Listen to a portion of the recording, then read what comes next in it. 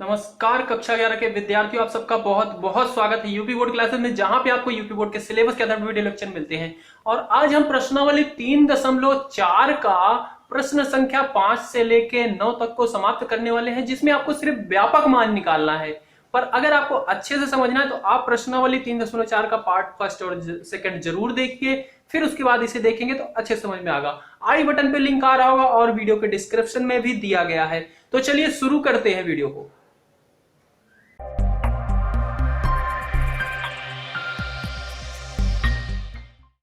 निम्नलिखित प्रत्येक समीकरणों का व्यापक हल ज्ञात कीजिए।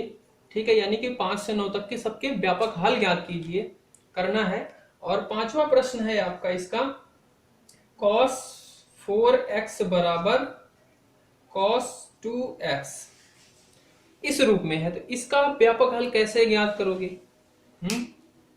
क्योंकि इसमें थीटा उटा का जो था वो तो दिया नहीं, दोनों साइड cos में दिया गया, x के रूप में दिया गया है। तो जब हमने डेरिवेशन जैसे किया था ना, उस टाइप से इसका हम हल ज्ञात करेंगे। बात समझ रहे हो? नहीं समझे? देखो कैसे करोगे आप। इसे आप लिख सकते हो cos 4x minus cos 2x बराबर 0। हाँ जी, बिल्कुल लिख सकते हो। अच्छा, ये किसका नियम बन गया? cos c minus cos d। ठीक है, और इसमें क्या होता था? cos c minus cos d में याद है नियम, cos c minus cos d, इसका हो जाता था -2 sin c plus D by two sine c minus D by two. तो यहां पे भी क्या हो जाएगा? -2 साइन सी प्लस डी, यानी कि c की जगह पे क्या है? 4x और d की जगह पे 2x, तो 4x प्लस 2x बटा 2 sine c minus d, 4x minus 2x बटा 2 बराबर 0। अब आपको मैंने बताया था, जैसे कोई भी चीज हो, a b c बराबर 0 है तो a बराबर भी 0 लिख सकते हो, b बराबर भी 0, c बराबर भी 0। ये समीकरण की विशेषता है। ठीक है, तो यहाँ पे क्या है? ये एक चीज है, ये दूसरी पद है, और ये क्या है? सब मल्टीप्लाई में है, बराबर 0 में है। तो यानी कि आप -2 बराबर 0 साइन 4x प्लस 2x बटा 2 बराबर भी 0 लिख सकते हो, साइन 4x माइनस 2x बटा 2 बराबर भी 0 लिख सकते हो। हाँ जी, हाँ जी, बिल्कुल लिख सकते हो। पर ये चीज जो दी गई ये कभी हो नहीं सकता, क्योंकि -2 0 के बराबर हो नहीं सकता। पर ये सारे हो सकते हैं, क्योंकि इनमें क्या है? चर पद है। बात समझ रहे हो? तो इसलिए हम ये चीज आपको कहीं नहीं मिलेगी, डायरेक्ट ये लिख देते हैं, और हम बार बार कंफ्यूज होते हैं कि ये 2 कहां गया। बात क्लियर है? या फिर आप इसे ये भी समझ सकते हो कि इसे क्या किया? उधर भेज दिया, राइट हैंड साइड में भेज दिया। तो ये जब जाएगा इधर क्या है? मल्टीप्लाई, उधर जाएगा डिवाइड होगा, तो 0 के साथ डिवाइड होकर क्या हो जाएगा? 0 हो जाएगा। ऐसा भी समझ सकते हो। अच्छा जी, अब देखो ये आपका बन गया क्या? साइन x बराबर 0। इस स्थिति में इसका व्यापक मान क्या होता था? इसे मैंने पहले ही नोट कराया था, बहुत पहले ही। क्या था? x इज इक्वल टू, जब ये होता तो इसका n पाई होता है, और n क्या होता है? पूर्णांक होता है, i या z से जिसे प्रदर्शित किया जाता है। बात क्लियर है? तो ये इसी रूप में बन गया। तो इस पूरे को x मान के आप ऐसा बना सकते हो। तो ये 4x प्लस 2x बटा 2 बराबर n पाई। सेम इधर भी क्या है कि साइन x पूरे को x मान के बराबर 0 रखोगे, तो ये 4x माइनस 2x बटा 2 बराबर n पाई, और n क्या है? एक पूर्णांक है, पूर्णांक का सदस्य। इसे हम हल करते हैं तो 4 2 6, 6 बटा 2 यानी कि 3 बराबर n पाई। इसको भी हल करेंगे, कॉमा है भाई, तो ये 4 में से 2 गया, 2 बचा, 2 से 2 भाग देंगे, यानी कि x बराबर n पाई। और फिर इधर x का मान आ जाएगा, 3 जाएगा उधर, क्या हो जाएगा? भाग हो जाएगा, यानी n पाई बटा 3, और इधर x is equal to n pi. ये हो जाएगा क्या? इसका व्यापक मान। x के क्या है? 2 होंगे व्यापक मान, x का ये भी होगा, ये भी मान होगा, यही आपका हो जाएगा व्यापक मान। छठा प्रश्न दिया गया है, cos 3x plus cos x minus cos 2x बराबर 0। इसको आप कैसे हल करोगे?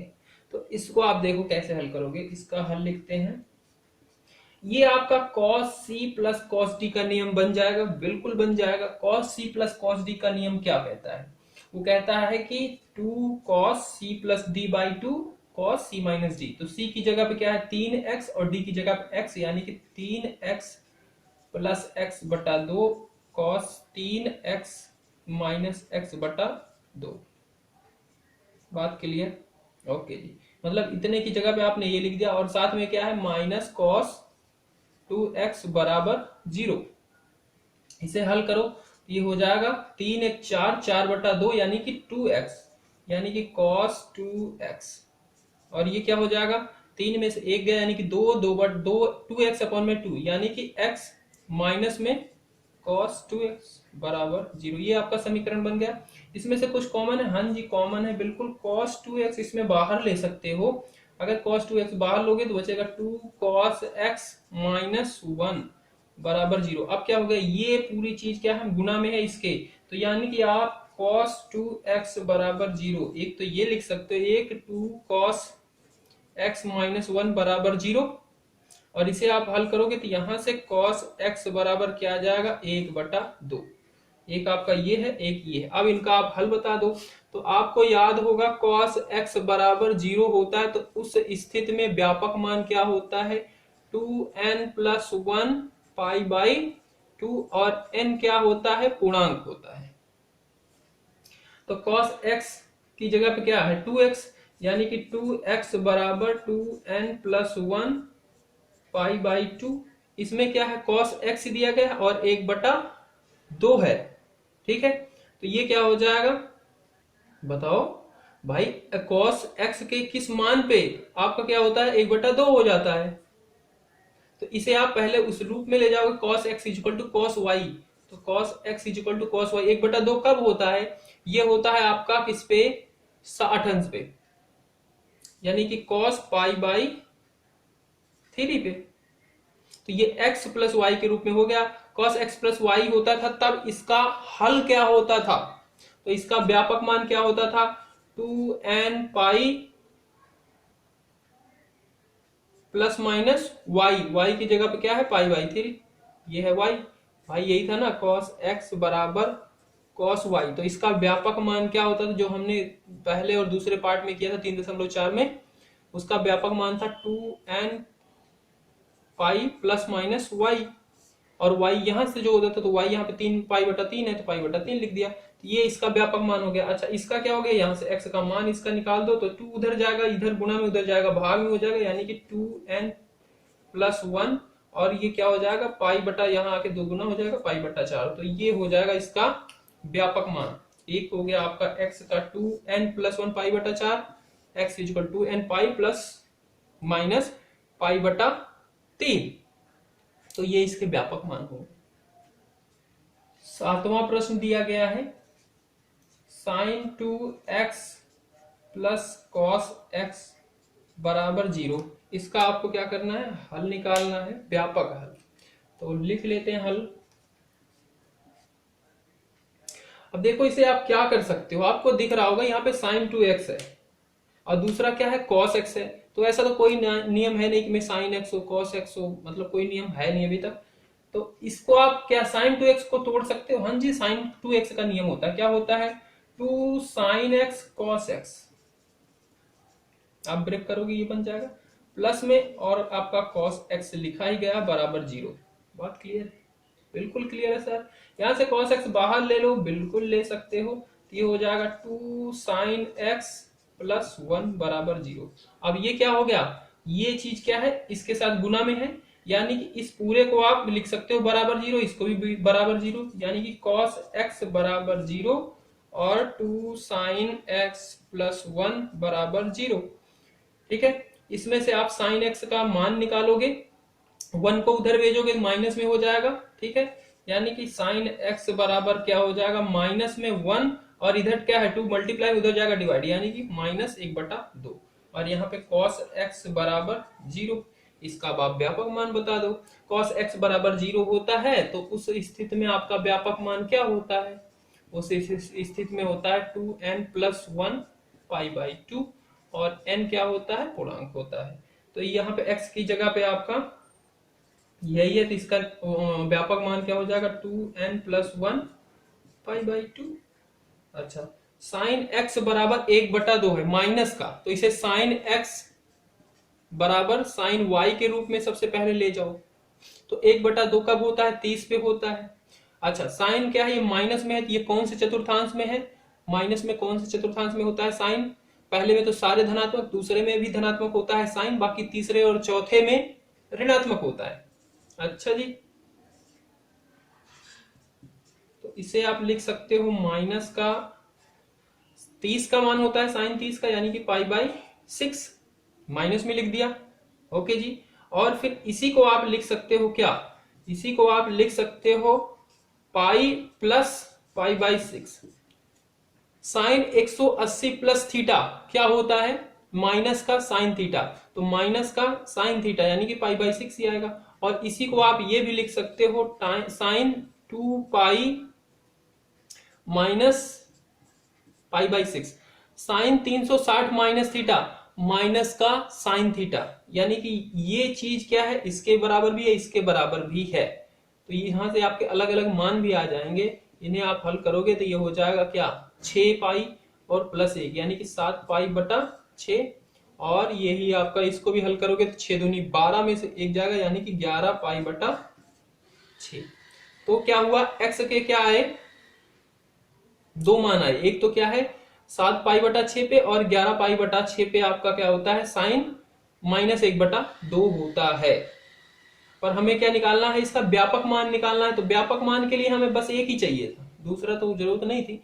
तो व्यापक मान क्या होता है? अगर sine x equal to sine y हो तो उस स्थिति में व्यापक मान क्या था आपका? ये था n पाई प्लस -1 की पावर n वाई। अच्छा जी, तो ये क्या है? इसे आप लिख सकते हो sine x equal to sine 7 pi, और y की जगह पे 7 पाई/6, यानी कि व्यापक मान क्या हो जाएगा? n पाई प्लस -1 की पावर n, y की जगह पे 7 पाई/6। तो यहां से इसे नोट कर लेना। और n क्या है? पूर्णांक है। तो आपका व्यापक मान ये होगा एक, और ये होगा।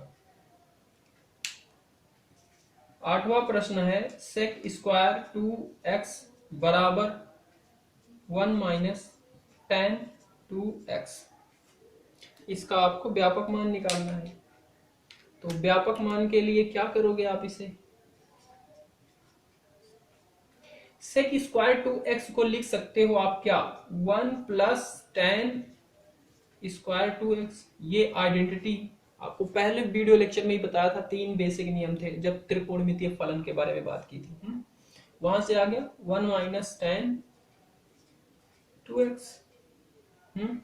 इधर भी प्लस का 1 है, इधर भी प्लस का 1 है, तो दोनों क्या हो जाएंगे? कैंसिल हो जाएंगे। नहीं समझ में आया? मान लो इसके आप 1 को उधर भेजोगे, माइनस में होगा, और एक माइनस में एक प्लस में 0। ठीक है, तो इधर हो गया आपका बचा हुआ क्या है? tan square 2x। उधर क्या है? माइनस का tan स्क्वायर, तो इधर आएगा वो माइनस का, तो क्या हो जाएगा?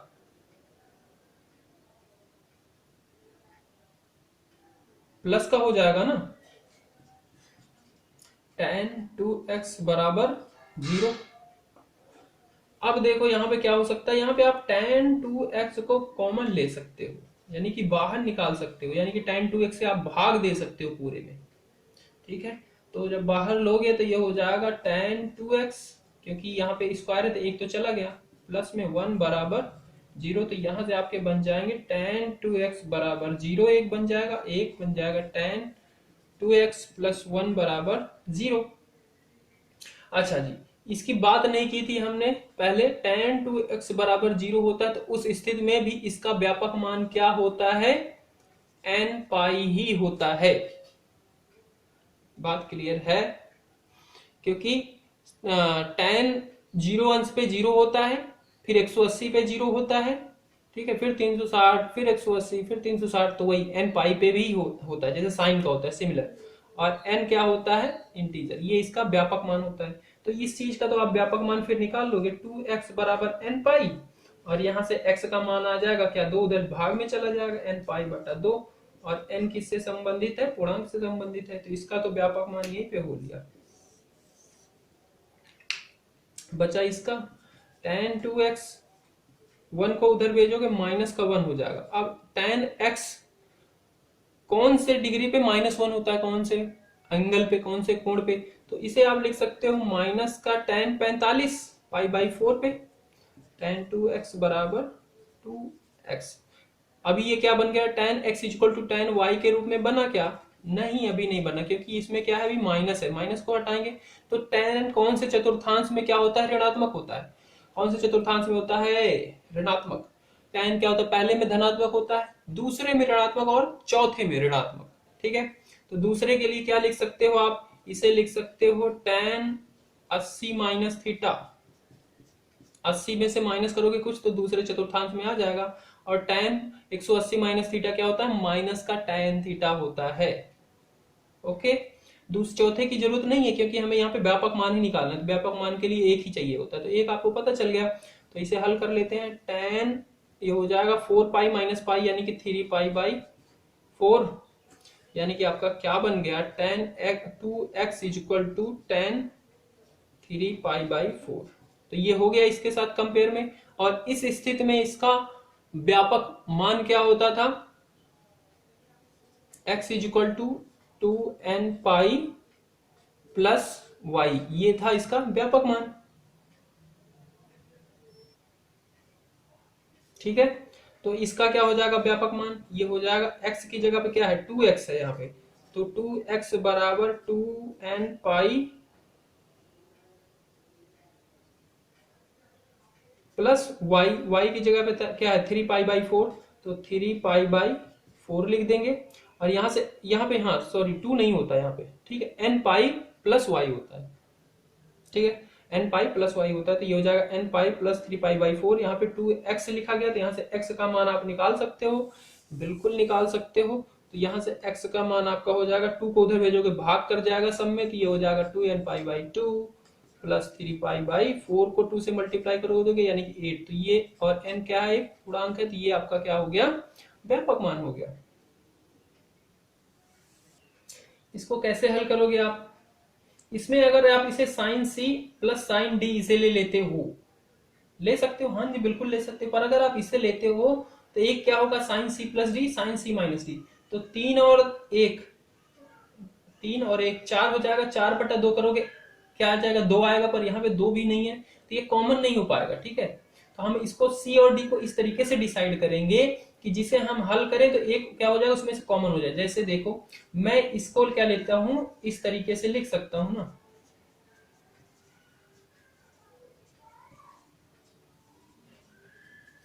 ठीक है, लिख सकता हूं। अच्छा, इसे मैं ले लेता हूं साइन, इसे लेता हूं साइन सी प्लस साइन डी।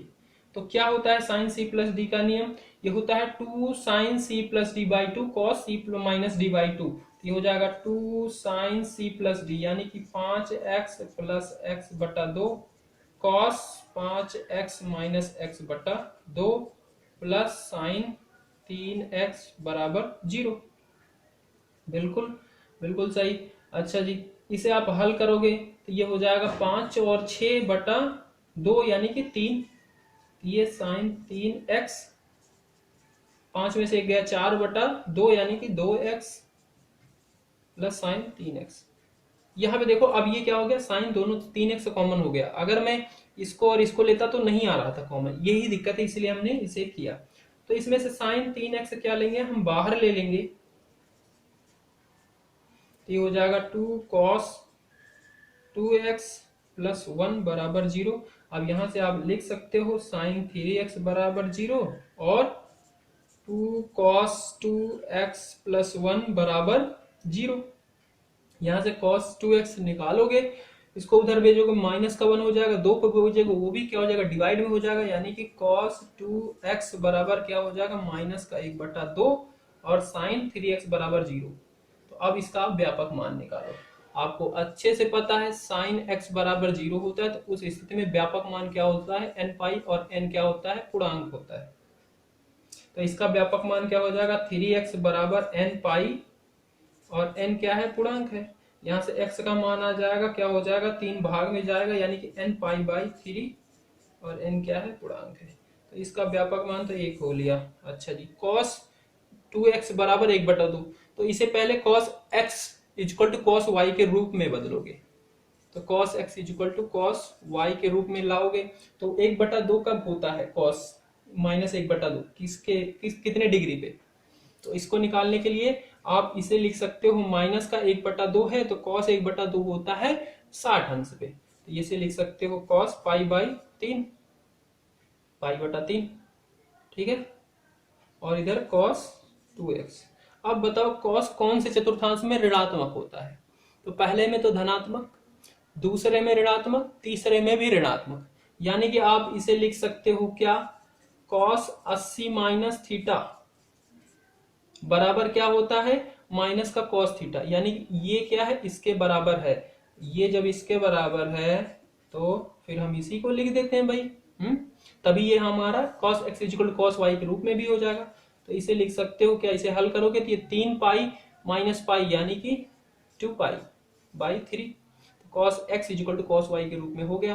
और cos x equal to cos y के रूप में होता है तो उसका हल क्या होता है, पता है? बिल्कुल पता है। x equal to 2n pi plus minus y, y की जगह पे ये है, यानी कि इसका व्यापक हल क्या हो जाएगा, 2n पाई प्लस माइनस 2 पाई/3। एक व्यापक हल ये, एक व्यापक हल है, और i क्या है, इंटीजर पूर्णांक है। तो इस तरीके से आपकी प्रश्नावली होती है समाप्त। तो अगली वीडियो में आपका नेक्स्ट पार्ट शुरू होगा। तो तब तक के लिए धन्यवाद, और आप हमारे साथ जुड़ जाएं। वीडियो अच्छी लग रही है तो लाइक करें, शेयर भी कर सकते हैं अपने दोस्तों के साथ अगर आपका इच्छा हो तो, और सब्सक्राइब कर लें जरूर। धन्यवाद।